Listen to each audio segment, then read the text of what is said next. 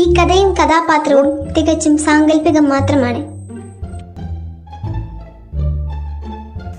നമ്മുടെ കൊറോണ കുട്ടനല്ലേ? എന്നാൽ ഇത്രക്കൊക്കെ വേണമായിരുന്നു എന്റെ കൊറോണ കുട്ട. നീ ഇപ്പൊ എങ്ങാനും ഇവിടുന്ന് പോവാ ഉദ്ദേശം? നീ എന്തൊക്കെ കേട്ടിട്ടുണ്ടാണ്ടിക്കണേ? അല്ലടാ, കൊറോണ കുട്ടൻ വിദേശിയല്ലേ? ശരിയല്ലേ? അപ്പൊ മലയാളത്തിൽ പറഞ്ഞ എങ്ങനെ മനസ്സിലാവുക? എവിടുന്ന് വന്നതാണെന്ന് ഈ മറുതയോടെ ഏത് ഭാഷയിൽ ചോദിക്കും. Mister Corona, where are you from? ഈ ഉരിപ്പൊന്നും മിണ്ടുന്നില്ല. നീ ഞാൻ നോക്കാം. ആപ് കഹാ സേ ഹോ ഭായ്? ഇത് ഹിന്ദി വാല രാജ്കുമാറല്ല, ഇത് തായ്മൊഴി തന്നെ ശരണം. തമ്പി കൊറോണ, നീങ്ക എങ്കിരുന്ന് പറയുക? എന്താ പോണ്ടാത്ത? ഇനി തനി ചൈനീസുകാരനാവോ? ആകെ ചൈനയായിട്ടുള്ള ബന്ധവും ചൈനീസ് സോപ്പും നൂഡിൽസും ആണ്. ചൈന ഭാഷ ഞാൻ കേട്ടിട്ട് പോലില്ല.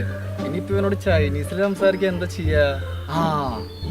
ഗൂഗിൾ അസിസ്റ്റന്റ് എടുക്കും.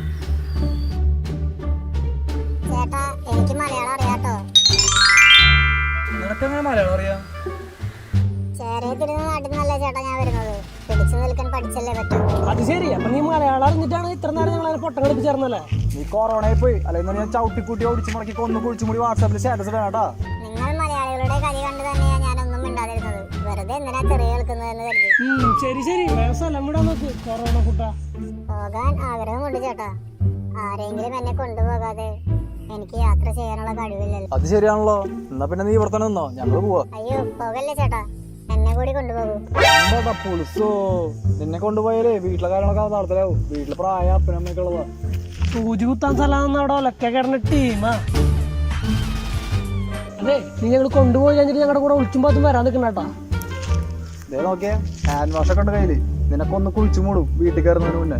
ചേട്ടാ, എനിക്കൊരു സഹായം ചെയ്തു തരുമോ? എന്ത് സഹായം? എന്നെ ഒന്ന് കൊന്നു തരുമോ? ശരി, ഞാൻ നിന്നെ കൊല്ലാം.